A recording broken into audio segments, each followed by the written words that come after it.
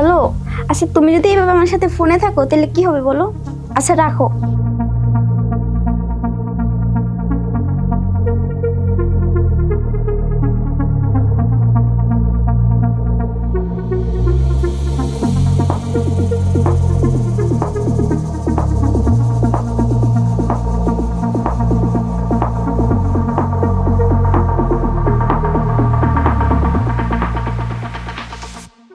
আচ্ছা দোস্ত, ব্যাগ আইবো?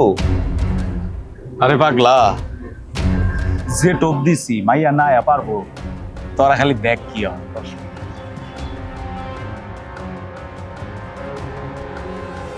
পাগলা, তোরা এখান থেকে গাড়িটা বল, যেটা কইছি ওইটাই জানি, ঠিক আছে?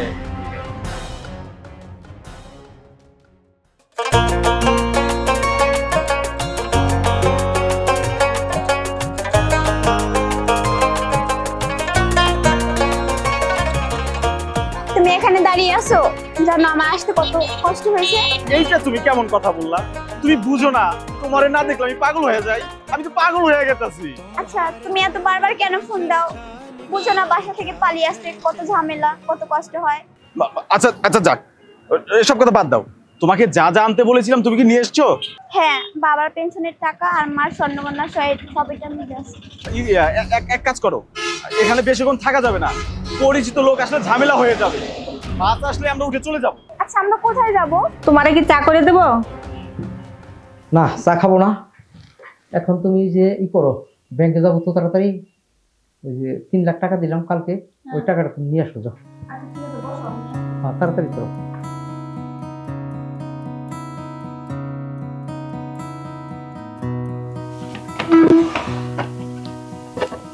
হাই হাই, এই দেখ না, ডেকে রাখলাম, টাকা কোন জায়গায় গেল দেখতেছি না তো। আল্লাহ, কনে গেল টাকা? এটা তো তালা মারা।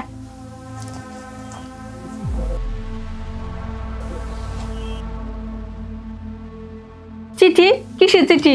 আর টাকা সোনা দান আমার কোথায় গেল? ওগো সর্বনাশ হয়ে গেছে। কি সর্বনাশ হয়েছে? আরে ওদিন আমার 3 লাখ টাকা দিলা না, একটা টাকাও ঘরে নাই। ঘরে নেই মানে? নগদ টাকা 3 লাখ দিছি, আর তুমি কইতেছো একটা টাকাও ঘরে নাই? আরে শুধু টাকা না, সাথে গহনাগাটি যা ছিল কিছুই নাই ঘরে। এই এই তুমি কি করো সংসারে? এই টাকা পয়সা গহনাগাটি এগুলো তুমি সামনে রাখতে পারো না? কি করো? আরে এত উত্তেজিত হইও না, এই দেখো কাগজের মধ্যে কি জানি লেখা আছে। কই দাও দেখি, দাও।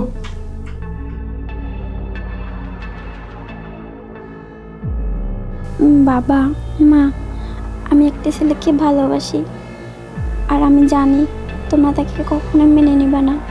তাই আমার পালনা ছাড়া আর কোনো পথ ছিল না। আমার যদি কোনো ভুল হয় তোমরা আমাকে মাফ করে দিও। কি লেখছে ভালো করে একটু পড়ো তো।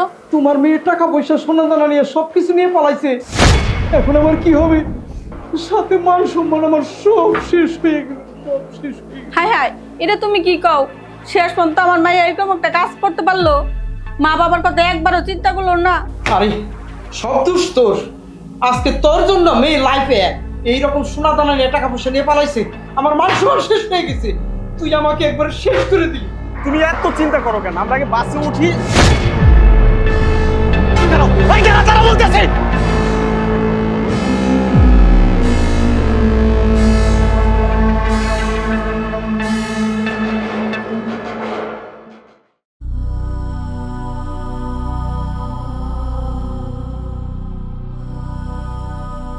কি ব্যাপার? আপনারা দেখতেছি মেলাক্ষণ ধরে এনে বইয়া রয়েছে, কোনো সমস্যা? আঙ্কেল, আমি বাসা থেকে পালিয়ে আসছি। আমার বাবার পেনশনের টাকা, মার গহনা নিয়ে আমি একটা ছেলেকে ভালোবাসছিলাম, ওর হাত ধরেই চলে আসছি। এখন এখান থেকে আমার ব্যাগটা চুরি হয়ে গেছে, সাথে আমার বয়ফ্রেন্ডও গেছে আমার ব্যাগটা উদ্ধার করার জন্য, কিন্তু 2 ঘন্টা হয়ে গেল এখনো আসছে না। ও এই ঘটনা, এইটা নিয়ে 480 নাম্বার। 480 নাম্বার মানে আঙ্কেল? কিছুই তো বুঝলাম না। এর আগে 469 বার এইভাবে নিয়ে গেছে, আর তোমারটা দেয়া হলো 480 নাম্বার। হাই হাই আঙ্কেল, এখন আমার কি হবে?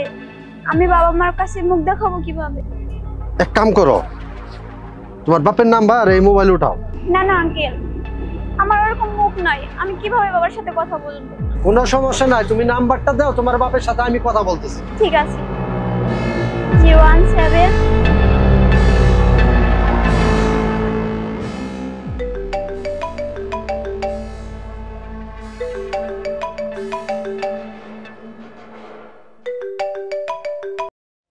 হ্যালো। আপনার মেয়ের নাম কি আফরিন? হ্যাঁ হ্যাঁ, আফরিন। আপনি তাড়াতাড়ি বাস স্ট্যান্ডে চলে আসেন। আচ্ছা, কে বলছেন আপনি? আমাকে আপনি চিনবেন না, তাড়াতাড়ি আসেন। আচ্ছা আচ্ছা, আসতেছি। কি হয়েছে? কেরা ফোন করছে? আর তুমি থাকো, তোমার দিয়ে কোনো কাজ হবে না, সরো তুমি।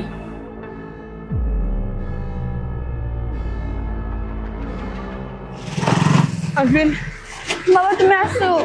আই এম সো সরি বাবা, তুমি আমাকে মাফ করে দাও। এই তুই কি করছিস? হ্যাঁ, তুই আমার সারা জীবনের অর্জিত টাকা নিয়ে পালাইছিস, আর তোর মার সোনা গহনা নিয়ে সবকিছু নিয়ে পালাইছিস। তুই জানস আমি বাকি জীবনটা ওই টাকার উপর নির্ভর করে আমি জীবনটা কাটাইতাম। কি করছিস তুই? সে দে আমার টাকা পয়সা দে, সোনা দাও দে, তাড়াতাড়ি দে। ভাই, টাকা পয়সা কই থেকে দিব? আপনার মেয়ে সিটারও আপনার হাতে পড়ছিল। কপাল ভালো যে আপনার মেয়েটা এখনো বাইচা আছে। আর টাকা পয়সা বাইচা থাকলে টাকা পয়সা মেলা কামাইতে পারবে। আপনার মেয়েটা যে বাইচা রয়েছে, এটাই আল্লাহর কাছে শুকরিয়া। ও ভাই, ঠিক বলছেন আপনি। আমি যে মেয়েটা খুঁজে পাইছি আপনার দ্বারাতে, তাতে আল্লাহর কাছে হাজার শুকরিয়া।